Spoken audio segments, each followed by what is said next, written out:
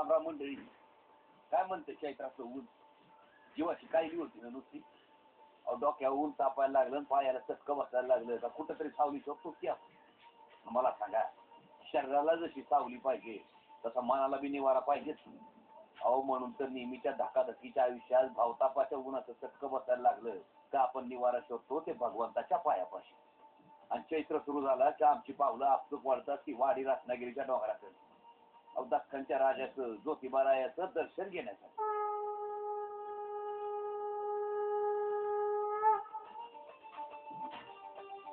ज्योतिबाराया आहेच तसा. भक्तांना हाक आणि दुष्टांना धाक, अनाथांचा सखान, दीन दोबळ्यांचा पाठी राखा. बाबा बाबा काय वारणावरती दख्खनच्या दौलतीचं वैभव. मी काय म्हणतो, फक्त सांगण्यानं ऐकण्यापेक्षा आपल्याच डोळ्यांनी प्रत्यक्ष बघूयाची. जागीराव सुरू करूया. ज्योतिबाच्या नावानं सांग भलं.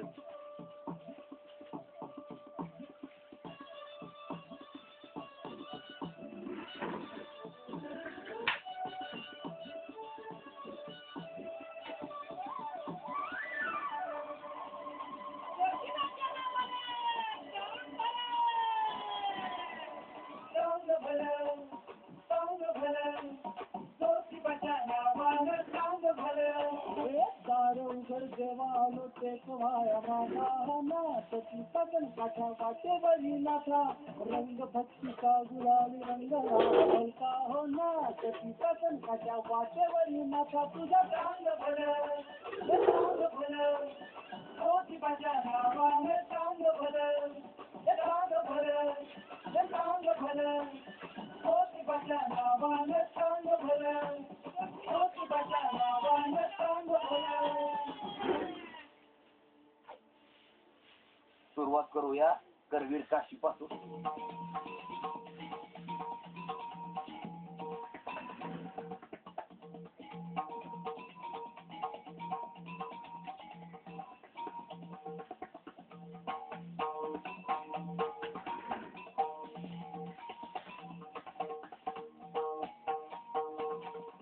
करवीर काशी म्हणजे महाराष्ट्रातल्या 3.5 शक्तीपीठापैकी एक शक्तीपीठ बघा. आणि एक ते जगज्जननी महालक्ष्मीचं प्राचीन वैभवशाली मंदिर. आज अंबाबाईच्या कुकवासाठी कोल्हापूरची ठसठशीत ओळख आहे या महालक्ष्मीच्या आशीर्वादाने. साहित्य म्हणू नका, कला म्हणू नका, कुठलंही क्षेत्र घ्या, कोल्हापूर म्हणजे नाडखोळा. या महालक्ष्मीच्या मदतीसाठीच बद्री केदार हिमालय सोडून दक्षिणेत आले आणि वाडी रत्नागिरीच्या डोंगरावर वास करून राहिले. म्हणून या यात्रेची सुरुवात करायची ती महालक्ष्मीच्या दर्शनाने. चला गिराव मग जाकडं घालूया की महालक्ष्मीला यात्रा सफल होण्यासाठी.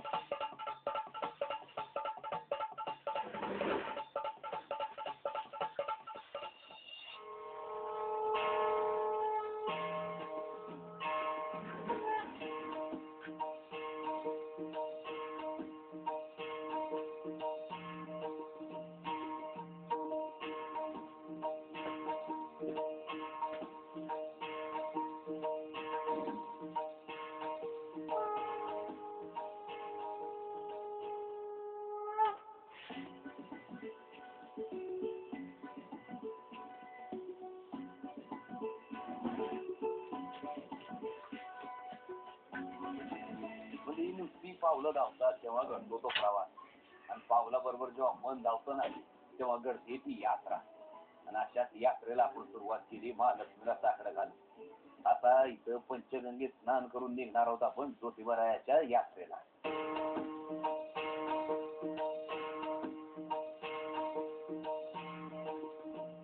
ज्योतिबाच्या नावानं सांग भलं.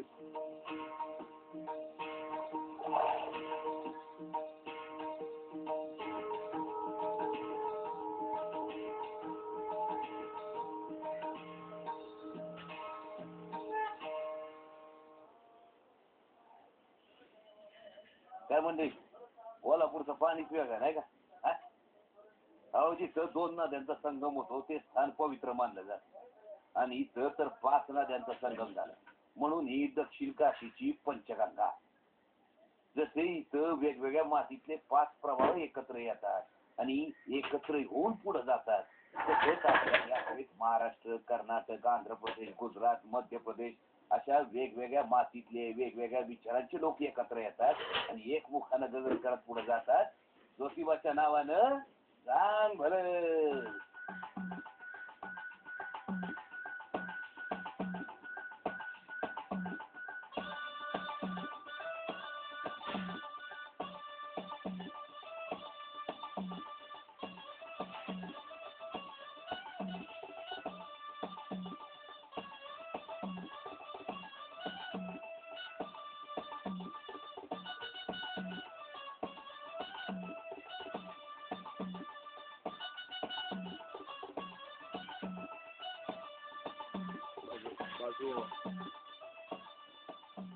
म्हणजे ज्योतिबाच्या डोंगराच्या जवळ एक ऐतिहासिक वास्तू आहे जिला वेगळं आध्यात्मिक महत्व सुद्धा आहे बघा. म्हणजे करवीर संस्थांच्या हिम्मत बहादर जहागीरदारांचा वाडा उर्फ निगवे वाडा. इथं ज्योतिबा रायाच्या पादुकान पागोटत एक आख्यायिका अशी सांगितली जाते की इथं या ठिकाणी महालक्ष्मी आणि ज्योतिबा रायाची भेट झाली.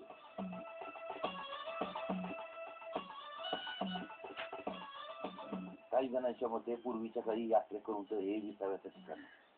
तर काहींचं मत असं पण आहे का जे अपंग वृद्ध लोक आहेत ज्यांना डोंगरावर जाऊन दर्शन घेता येत नाही त्यांच्या दर्शनाची सोय व्हावी म्हणून ज्योतिबा रायानंच आपल्या पादुका इथे. आजही काही भाविक या पादुकांचं पागोट्याचं दर्शन घेऊन मगच यात्रेला जातात.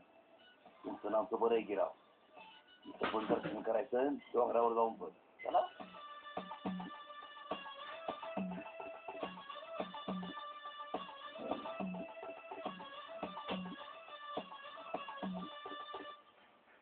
मुलं सांग भलं सांग भलंच्या गजरात भाव भक्तीचा प्रसाद निसर्गाचा स्वच्छंदी आस्वाद घेत आपण चाललोय ज्योतिबाच्या डोंगरात. नाही मी होतो पुढं तुम्ही या की थोडीशी विश्रांती. ज्योतिबा डोंगरावरील उत्तर दरवाजा परिसरात असलेलं कपिल तीर्थ हे प्राचीन तीर्थक्षेत्र आहे. त्या तीर्थातल्या पाण्याचं वैशिष्ट्य म्हणजे त्या पाण्याचे रंग ठराविक दिवसांनी बदलत राहतात. या तीर्थाचा रंग कधी दाटवण्यासारखा काळाभडक होतो तर कधी इतकं स्वच्छ पाणी असतं की पाण्याचा तळही आपल्याला दृष्टीस पडतो. कधी हेच पाणी इतकं हिरवट होतं की जणू हिरवा रंगच